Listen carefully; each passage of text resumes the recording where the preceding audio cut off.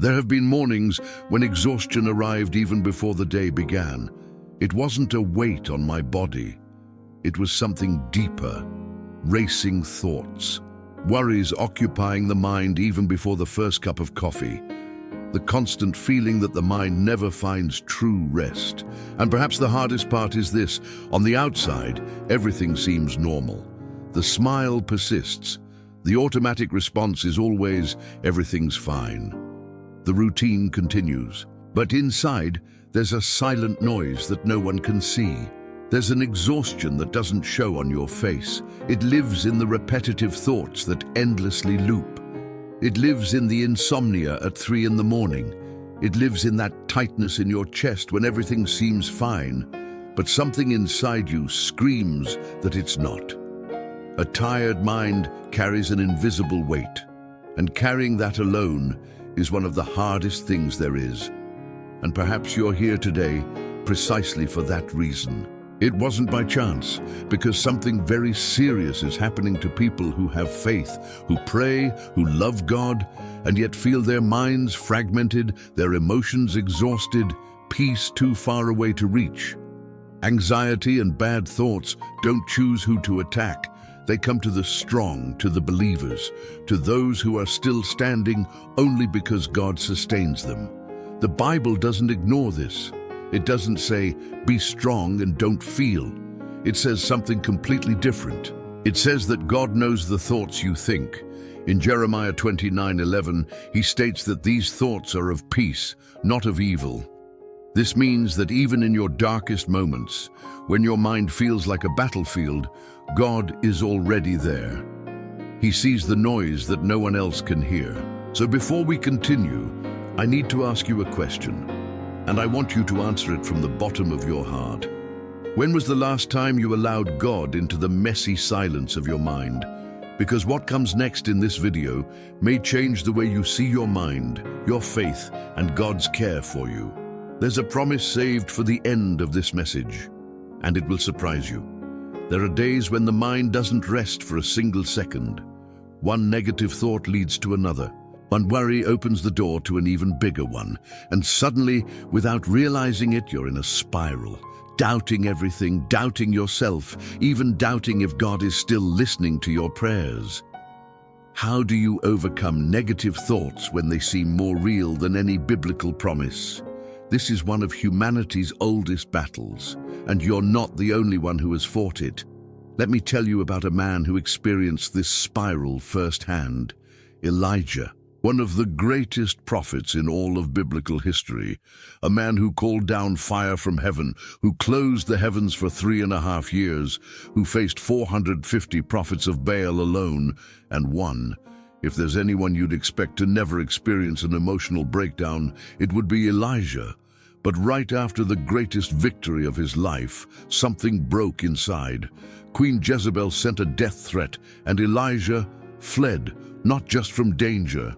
He fled from himself. He walked through the desert, threw himself under a tree, and asked to die. In 1 Kings 19:4, he said, "That's enough, Lord. Take my life." This is not the weakness of a man without faith. This is real emotional and mental exhaustion of a man who gave everything and reached his limit. And do you know what God did? He didn't preach a sermon. He didn't demand anything. He didn't say, "You should be stronger." Well, God sent an angel to touch Elijah, prepare food, and say, "Get up and eat, because the journey is too long for you." God first cared for the body, then the emotions, and only then spoke to the heart. Because God understands that a weary mind and faith in God are not opposites. Sometimes the faith you still have is exactly what keeps you standing, even when your mind screams that it can't take it anymore. Because that's exactly what negative thoughts try to do: convince you that you're alone, that there's no way out, that God has forgotten you. They weaken your faith little by little, undermining your resistance like water slowly cracking a stone. And the cruelest part is that these thoughts use your own voice. They speak with your logic, your memories, your wounds.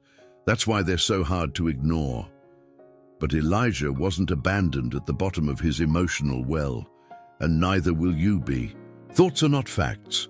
Feeling that God is far away doesn't mean He is. Faith in God against anxiety isn't the absence of bad thoughts. It's the decision not to let them have the last word. Elijah didn't leave the desert by the strength of his own will. He left because God came down to where he was, and God is coming down to where you are now. The question that remains is simple, and at the same time, the most profound you can ask yourself today. If God took care of Elijah in the depths of his desert, what makes you think He's going to leave you in yours? There is a silent belief that many people carry without realizing it. The idea that God takes care of the big things, serious illnesses, financial crises, visible miracles, but that thoughts, emotions, that anguish that lives inside your head, you can solve that on your own. As if the mind were too small a territory to deserve God's attention. And this belief, however subtle it may seem, is one of the most devastating lies that the enemy plants in the heart of those who have faith. God wants to restore your mind, not just your circumstances, not just your external environment. He wants to enter the most intimate, messy, frightening place that exists within you and bring order where there is chaos, light where there is darkness, peace where there is war. This is not human motivation. This is a divine promise. In Isaiah 26:3, God says that He will keep in perfect peace those whose minds are fixed on Him. Perfect peace, not partial peace, not peace on good days, perfect. God heals the emotional and mental aspects, and He does so in a way that no therapy, no medicine, and no human strength can achieve alone. This doesn't mean you shouldn't seek professional help when you need it. On the contrary, God also works through doctors and therapists. But it means there's a dimension of healing that only happens when God touches what's broken inside. When He accesses that wound you can't even name, that fear that has no rational explanation, that sadness that has no apparent reason. And here's something beautiful you may never have stopped to think about. Jesus, during His ministry on earth, never ignored people's emotional suffering. He wept with Mary and Martha at Lazarus's tomb. In John 11:35, the shortest verse in the Bible, but one of the most powerful. He didn't say, "Stop crying, I am God." He wept with them, because God brings peace to the mind through His presence. And presence means being together, feeling together, carrying together. You are not alone in this battle. You never have been. And the God who sees every tear, who counts every hair on your head, who knows every thought before you even form it, that God is not indifferent to what is happening inside you. He is active. He is working. And what He is about to do in your mind will begin in a place you may not expect. Before anything changes outside, God changes what happens inside. This is one of the most countercultural truths in the entire Bible. The world says, change your environment, change the people around you, change your circumstances, and then you will feel better. But God works in the opposite direction. He begins with the invisible, with the mind, with the heart, with the way you think even before you act. The renewal of the mind in the Bible is not an abstract concept. It is a practical and powerful instruction for anyone who truly wants to be transformed. Romans 12:2 is one of the most quoted verses, but also one of the least understood. Paul says, "Do not conform to the pattern of this world, but be transformed by the renewing of your mind." The Greek word used there for transformation is metamorpho, the same root as metamorphosis. Do you know what that means? That God doesn't want to patch up your mind. He wants a complete transformation, like a caterpillar that doesn't revert to being a caterpillar after becoming a butterfly. Healing the mind through faith isn't superficial, it's structural. And this renewal begins in the invisible, because God works first in what no one sees. In the thought patterns you don't even realize you have. In the deep beliefs that shape how you see yourself, the world, and God Himself. Verses for a weary mind aren't just pretty words to read before bed. They are seeds. And seeds work underground in the dark, before any sprout appears. You may be in a process of renewal right now without even realizing it. If this content is touching your heart, please subscribe to the channel and leave a like. This helps this message reach more people who need to hear exactly this today.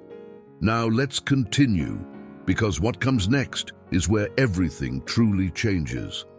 There is something God does that the human mind simply cannot do on its own. He breaks cycles of anxiety, cycles of self-destructive thoughts, cycles of fear that repeat themselves generation after generation.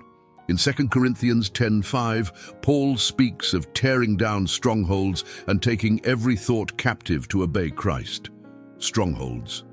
This means that some mental patterns are structures built over time, bricks of painful experiences, cruel words, unresolved traumas, and only a force greater than the mind can tear them down. Renewal doesn't happen all at once, it's daily. It's the act of choosing every morning to fill your mind with what is true instead of what is feared. It's the decision to bring your thoughts into God's presence before letting them grow in the dark. It's trusting that God is working even when you feel nothing, because faith isn't a feeling, it's a direction. And when you point your mind in God's direction, something begins to move in the invisible. Something that soon you will see with your own eyes. Have you tried everything to calm your mind? Music, TV series, social media, food, work, exercise, distracting conversations. Sometimes it works for a while, but the peace these things offer has an expiration date. It lasts as long as the stimulus lasts. And when the silence returns, the thoughts return with it, because there is a huge difference between distraction and real rest, between emotional anesthesia and true healing. Mental and spiritual rest in God is of a completely different nature from anything the world offers. Jesus said something that should stop the whole world. "The peace I give you is not like the peace the world gives." John 14:27. Think about that for a moment. He didn't say, "I give more peace than the world." He said that his peace is of a different nature. It's a peace that doesn't depend on circumstances being resolved, that doesn't need external silence to exist, that can coexist with the storm, with uncertainty, with pain, and still be real. This isn't poetry, it's a promise with a name and surname. Finding inner peace with God doesn't begin with the absence of problems, it begins with His presence in the midst of those problems. Philippians 4:6-7 tells us not to be anxious about anything, but to present our requests to God in prayer. And the peace of God, which transcends all understanding, will guard your hearts and your minds. He will guard you. A word of active protection, God as the sentinel of your mind, like a shield placed around your thoughts when you surrender the battle to Him. And prayer to calm the mind and heart doesn't need to be elaborate. It doesn't need to have the right words. Elijah prayed lying under a tree, exhausted, without strength. David prayed angrily, afraid, with tears streaming down his face. The Psalms are the most honest proof that God receives any prayer that comes from a real heart. You don't need to be well to pray. You pray precisely because you are not well, and it is in this vulnerability that God's supernatural peace finds space to enter. This peace doesn't shout. It doesn't arrive with fanfare. It arrives like that gentle feeling that, despite everything, it will be all right, like a weight lifting from your shoulders without you realizing exactly when it happened, like a certainty that has no logical explanation, but is more real than any fearful thought you've ever had. And when this peace arrives, and it will arrive, you will understand that it was never about solving everything. It was about trusting in the one who solves it. We've arrived at the moment I promised from the beginning. There's a biblical revelation that many people know by heart, but few have truly allowed to settle deep within their souls. It's such a powerful image that when you understand its true meaning, the way you see things in your mind will never be the same again. But before we get there, I need to tell you something with all the clarity and affection this message deserves. Your mind isn't destroyed, it's tired, and there's a huge difference between the two. What is tired can rest. What is confused can be clarified. What is wounded can be healed. God wants to restore your mind, not as it was before the wounds, but better, stronger, more rooted in Him. Because God doesn't just fix what's broken, He recreates. In Revelation 21:5, He says, "Behold, I make all things new, all of them." Your mind is included in that all of them. Thoughts that have been destroyed by years of anxiety, cruel words, and traumatic experiences, these thoughts can be renewed, not erased, as if the past never existed, but transformed, redeemed. The Bible uses a beautiful word for this, redemption, which means taking what was lost and returning it with value.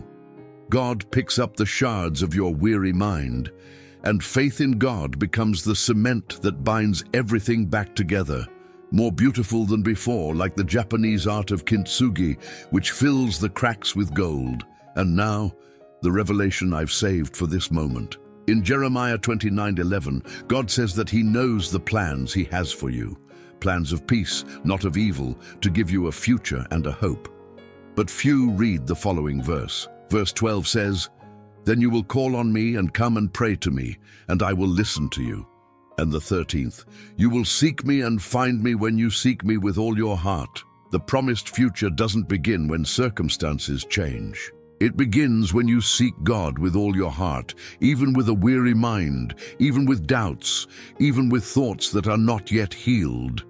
God brings peace of mind not as a reward for those who are already well, but as a gift for those who are still trying.